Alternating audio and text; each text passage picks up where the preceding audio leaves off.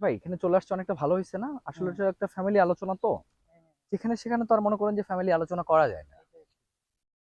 তো এখন মেয়েটার সাথে আমি যখন দেখা করতে যাই ভাই, মেয়েটার ফোনটা যখন হাতে নেই, দেখি সাথে সাথে ভাই একটি ভিডিও কল আমি রিসিভ করলাম।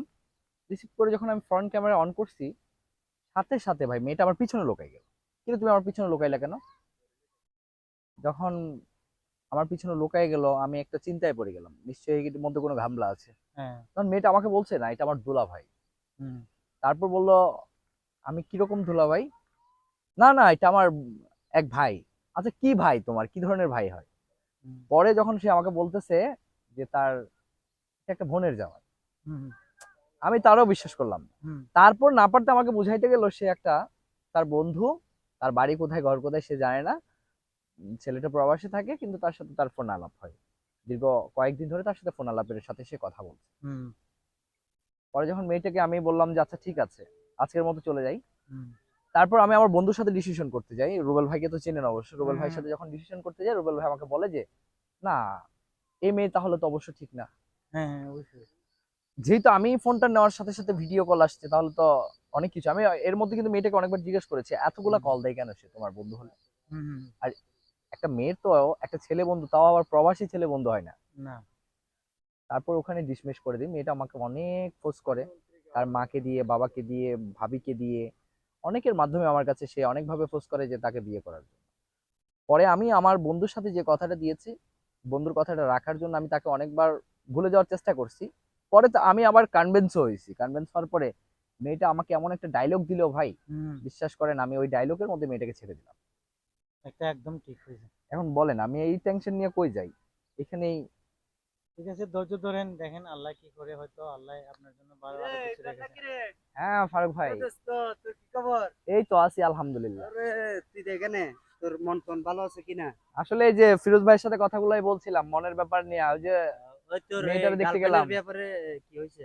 আর যে মেয়েটাকে দেখতে গেলাম বন্ধু, মেয়েটার ফোনে হাজারো ছেলের কন্ট্যাক্ট নাম্বার। আল্লাহ, মানে আমি ছাড়া 10,000 স্বামী তার আছে।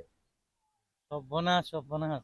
খারাপ মেয়ে মনে আল্লাহ, হয় না? হ্যাঁ, সর্বনাশ। আসলে তো আমার তো ভালোবাসার কি একটা মনের প্রয়োজন। মেয়েটা কি এখন কলেজ স্টুডেন্ট নাকি ওই গার্মেন্টসে চাকরি টাকরি করে? আরে না, মেয়েটা হচ্ছে গার্মেন্টস চাল।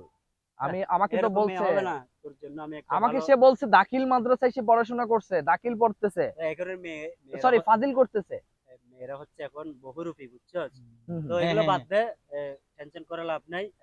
এ, আমি এ, আমি আসলে যে এত ইসলামিক টেনশন করার বিশ্ববিদ্যালয়ের দরকার নাই। মেয়ে বলে মেয়েটার মানে মনের মধ্যে মন মিলাইতে চাইছিলাম।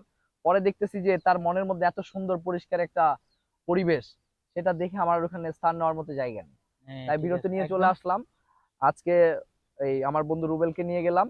তারপর ওখানে তার ভাই আত্মীয়র মধ্যে, দুঃসম্পর্কের আত্মীয়, তাকে নিয়ে বসলাম। তখন মেয়েটি একটা ডায়লগ দিল।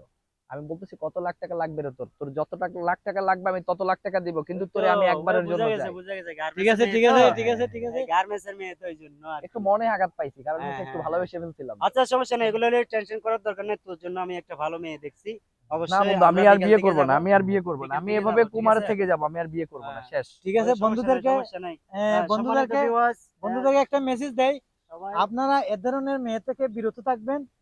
আর আপনার ভবিষ্যতের চিন্তা যতটুকু বলেছি আপনি সত্য বলেছি। সত্য বলেছে, যে আপনারা চেষ্টা করবেন যে আপনাদের মন থেকে ইয়া করার জন্য এই সমস্ত মেয়ে থেকে দূরে থাকবেন। অবশ্যই। আপনাদের কাছে বিনীত অনুরোধ।